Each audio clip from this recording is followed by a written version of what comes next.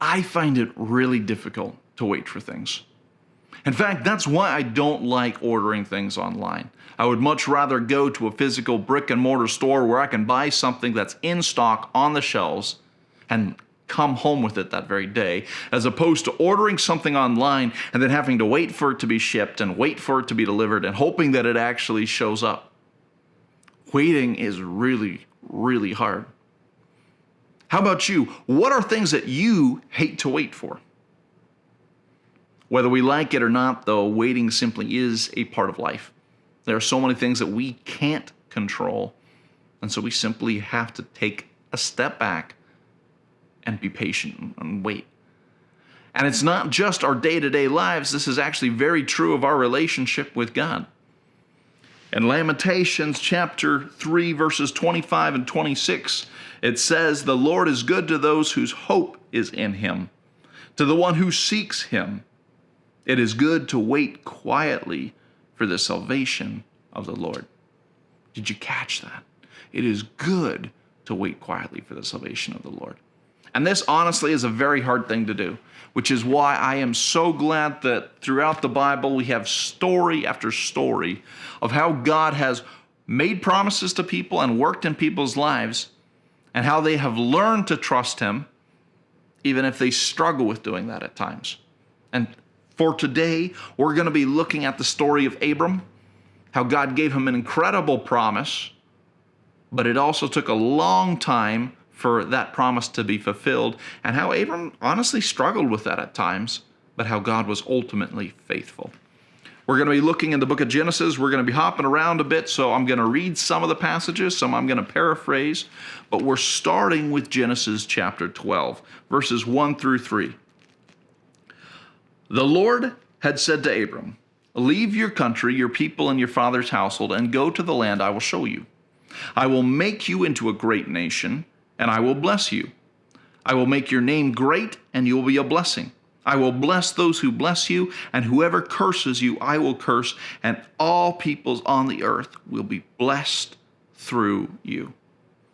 And so God gives Abram this incredible blessing, this promise to make him into a great nation, which is all wonderful except for the fact that Abram doesn't even have children, not one. So it leaves this big question: how is he going to become a great nation if he doesn't even have kids? But Abram trusts God. He packs up everything and he journeys with God to the land that God shows him. Well, in the chapters following, we see how God provides, how God cares for him. But even though time goes by, no kids. And Abram's struggling with this. In Genesis chapter 15, God tells Abram, "Do not be afraid, Abram. I am your shield, your very great reward." But Abram said, "O sovereign Lord, what can you give me since I remain childless, and the one who will inherit my estate is Eliezer of Damascus?" And Abram said, "You have given me no children, so a servant in my household will be my heir." Well, God then goes on and affirms his promise yet again. He says, "No, I'm going to give you a son. You, Abram, are going to have a biological son who will be your heir." Time goes by. Well, still no child, and Sarai decides that she needs to help God out. And so she comes up with this plan to do something that in our mindset is really icky and messed up, a little more normal in their culture, but she decides to take her servant, her slave woman, and have her become a wife for Abram, a surrogate mother, if you will. And then the child that they have will be like it's hers. So that's what they do. But this causes problems. This is Genesis chapter 16, starting at verse 3. "So Abram had been living in Canaan 10 years. Sarai, his wife, took her Egyptian maid servant Hagar and gave her to her husband to be his wife. He slept with Hagar, and she conceived, and when she knew she was pregnant, she began to despise her mistress. Then Sarai said to Abram, 'You are responsible for the wrong I am suffering. I put my servant into your arms, and now that she knows she's pregnant, she despises me. May the Lord judge between you and me.'" And so they attempt to make God's promise happen, and it ends up being a mess. But what's incredible is God actually is able to work in the midst of this situation. He's not stopped by their mistakes. Well, we fast forward to the next chapter, and God once again reaffirms his promise, his covenant with Abraham. And in fact, in this process, God gives Abram even more details. He says, Ishmael's not the child that's the child of promise. I'm actually going to give you a child with your wife, Sarai. It's going to be your child, it's going to be her child, and it's not Ishmael. And Abram's like, well, Ishmael's my son. Can you bless him and just make him the child of promise?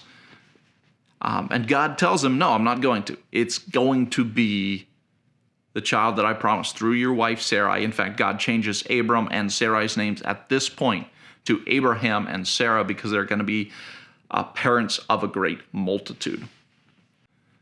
So it's cool to see how God isn't stopped by their mistakes, even as they struggle to trust God, but he's able to work in the midst of it all and continue bringing his promise about. And then finally we get to Genesis chapter 21, where Isaac, the child of promise, is born. Starting at verse 1, we read, Now the Lord was gracious to Sarah as he had said, and the Lord did for Sarah what he had promised.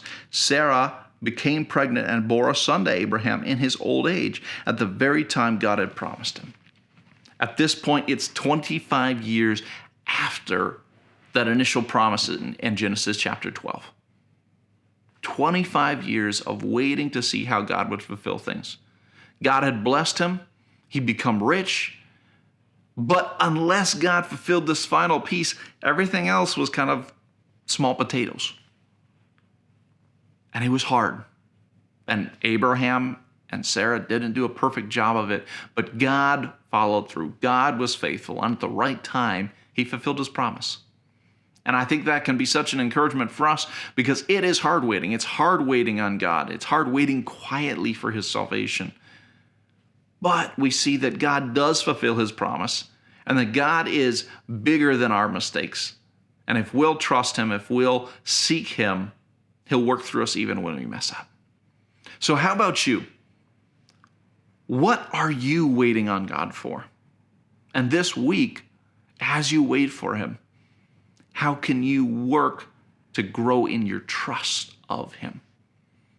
God has a great plan, and his promises are totally worth waiting for. Bye for now, y'all, and God bless.